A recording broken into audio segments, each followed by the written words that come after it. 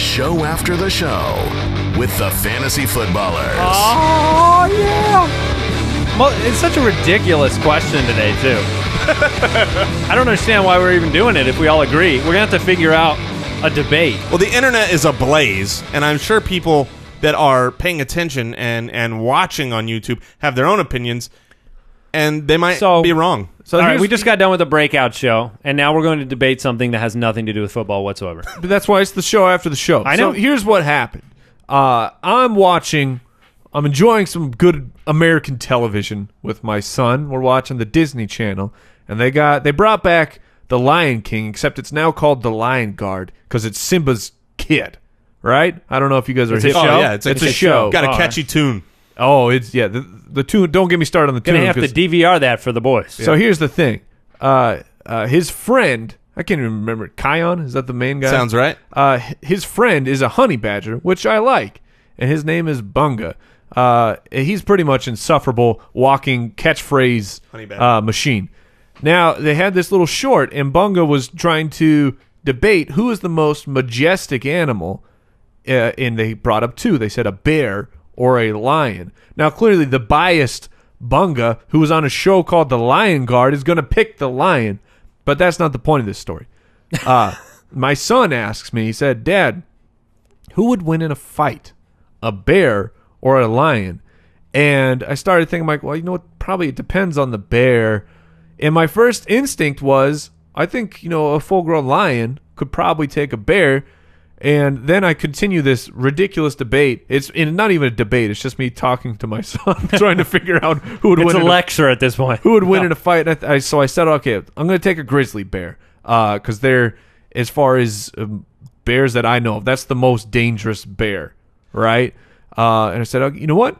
I think a grizzly bear would beat a lion in a fight. So I took to Twitter, I put a poll out, and the votes are coming in, and people are getting heated on lion versus grizzly bear. Well, here's the thing about the lion that I will give it much more so over the grizzly bear. A grizzly bear is going to what does it kill?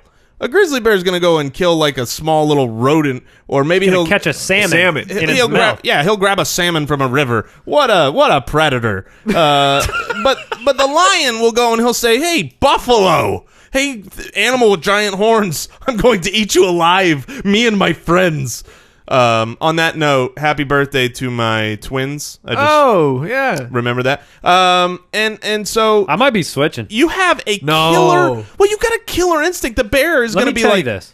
Yeah, what you got? I gotta share some of this. We all thought we agreed with the grizzly because of how powerful it is. But you make a compelling argument about what it hunts, and you mix that with this. We're all about stats at the Fantasy Footballers. The stat line here, how heavy do you think a grizzly to lion comparison is weight-wise? Because I got the answer for you, and it might surprise you.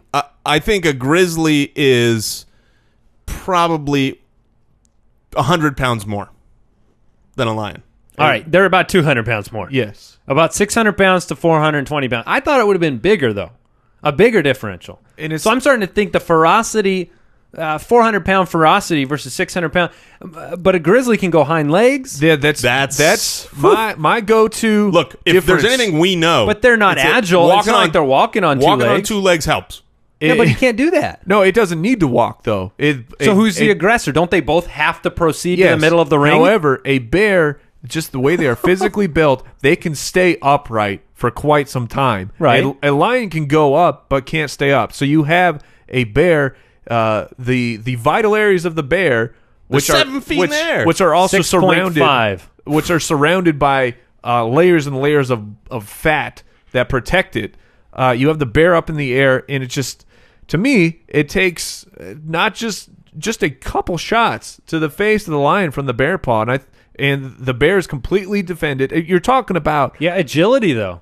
Yeah. I was on your board, but if he gets the back of the bear, what if he knocks the standing bear over, gets him on the back? If he gets on the back of the bear, this thing's over. The bear's not going to be able to get him off. If a lion can do a rear naked choke, that's what I'm saying. If he gets into mount.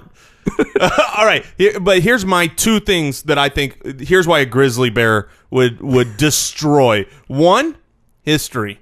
There was a history. There was a circus where a grizzly bear and a lion went at it, and the grizzly bear destroyed the lion, and Was it to the death? it was his claw when he smashed the lion, ripped through the skull. That was game, set, match. That's called a KO, knockout. The other reason, where are grizzly bears from?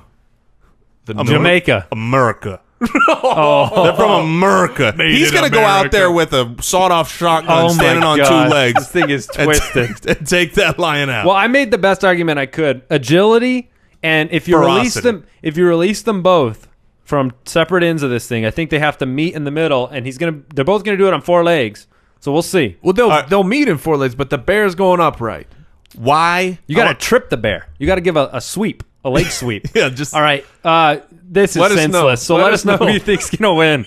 These are the best. These are important discussions. Well, these are on internet talk. This is the number one issue right now. Yeah, and normally we really like keep our YouTube channel civilized, but I don't think that this one's gonna be civil. No, this there are lion states and there are grizzly states. You go at it on this one.